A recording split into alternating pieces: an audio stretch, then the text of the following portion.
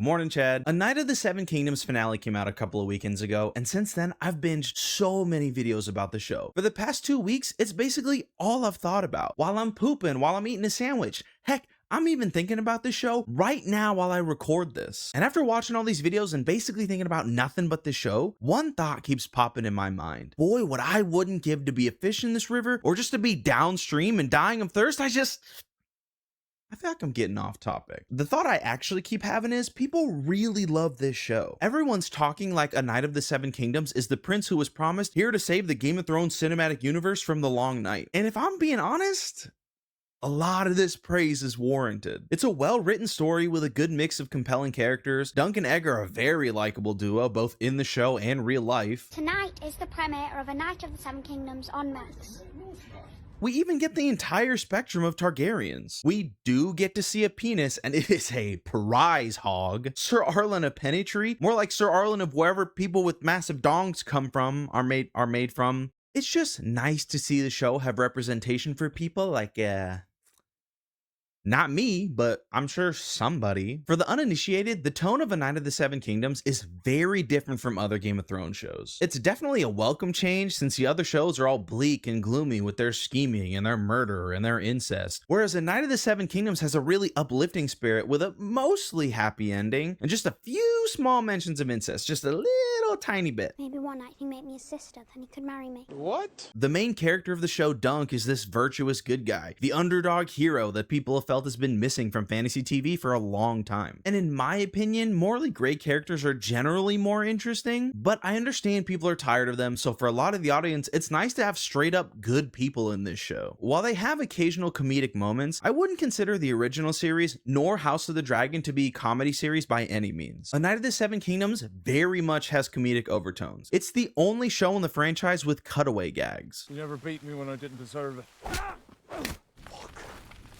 It was definitely a bold choice for this franchise, but I think it paid off because people received it really well, and the show is genuinely funny. Everyone's always told me I was stupid. What did you do when people said you were stupid, sir? What business is that of yours? My problems are my own. While the show is definitely worthy of its praise, I do think some of the talk is unwarranted. Don't take the criticism coming up as me disliking the show. I know some people can't handle when the thing that they love gets criticized, but please hear me. I understand, and I need you to understand what I'm about to say are very much nitpicks. I don't think they make the show bad. You know what?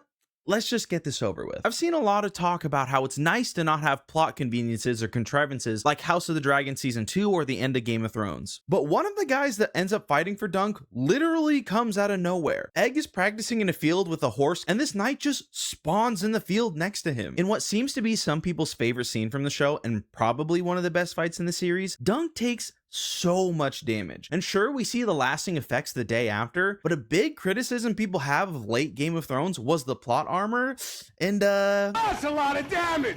I don't think they should have killed Dunk or anything. I get that this is a story about resilience, so I'm not saying the fantasy story is bad for being fantastical. I'm just used to this sort of thing being fatal in this universe. Speaking of this battle, how come the only important person to die is Prince Baelor? I know two other guys on Dunk's side don't make it, but the only thing we know about them is they're both named Humphrey. And did you know that these two Humphreys were in-laws? Because I didn't until I looked it up on the Wiki of Ice and Fire. But you're telling me Raymond survived? The guy who when we first meet him is getting clapped by his cuz? I don't dislike him or anything, but an untrained squire beating a trained knight is a nice thought, but a little suspect. Even Aerion survives getting potentially his femoral artery sliced open. You're telling me we couldn't have taken at least one bad guy out? Another criticism I have that seems to be a hot take is I don't necessarily agree that the show is paced well. I think it was definitely meant to be binged. Maybe it's just because the episodes were short and I wanted more, but when I was watching it week to week, I felt like it was taking forever for anything to happen. But upon rewatch and binging it all in one go, the slower pace didn't bother me as much. You're making stupid.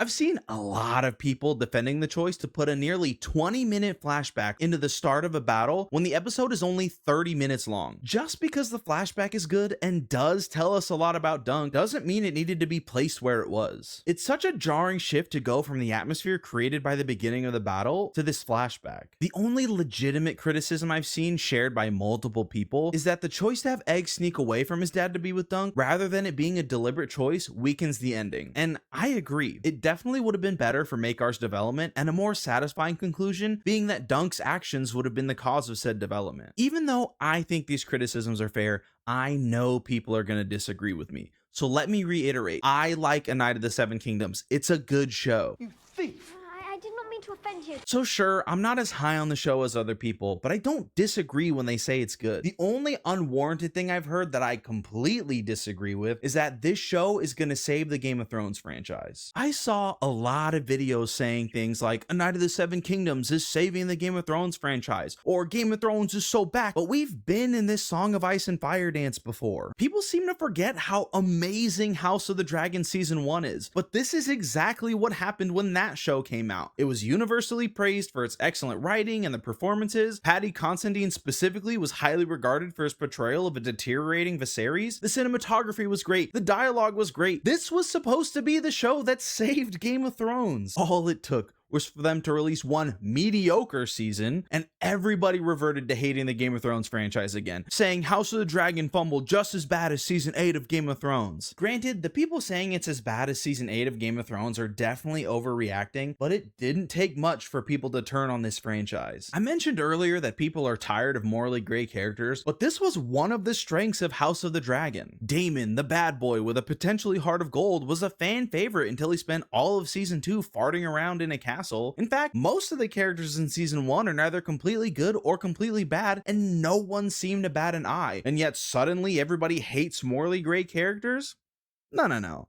That's not what I think is going on. I don't think people are actually tired of morally great characters. I think they're tired of them being written poorly, like late Game of Thrones or House of the Dragon Season 2. Cersei became an infinitely less interesting character when she got turned into a mustache-twirling supervillain, and Jaime was a masterclass in morally dubious characters until the writers decided to make him an idiot. The House of the Dragon cast lost all moral complexity in Season 2.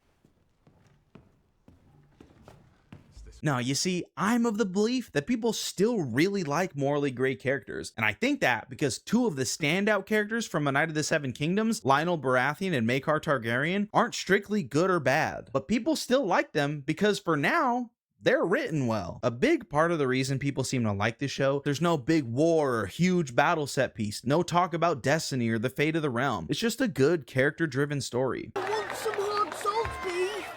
Oh, Meg, I can't eat hard salt beef. People talk about these traits like they weren't the exact thing that made people fall in love with Game of Thrones. I don't think I've ever heard anyone say that they liked Game of Thrones for the epic battles and the dragons. Not to say that these were bad, but Game of Thrones was really good when it was primarily a political drama and a character-driven show. The best moments in the show are small character moments like Big Bobby B talking to Cersei or Tywin and Arya talking. So big epic adventure was never the appeal of this franchise. But an issue nobody's talking about with this being a small buddy adventure show is I don't think this is going to be enough to bring the universe back to its former glory. Just look at what's happening with Disney as they try to use small scale shows to save the entire Star Wars franchise. You either stretch the show beyond its scope and it loses what made it good like The Mandalorian, or the story stays self-contained and really good like Andor, but it's still not enough to gain momentum for the franchise. Until they fix the original Game of Thrones series, there will always be a ceiling on how much people can get invested. The first few seasons of Game of Thrones are nearly perfect, but there are still people that can't bring themselves to watch the show again because of how badly the ending was fumbled. So it's nice that sometimes these spin-off shows are good, but no matter what, these shows are all leading to the same dumpster fire. It's like, how much could you actually get invested in eating your favorite meal ever if you knew for a fact that it'd give you food poisoning and you'd be sitting on the toilet in pain for hours later? I guess that's not a great example because plenty of people that shouldn't eat dairy still do. Then why have I been vomiting all morning?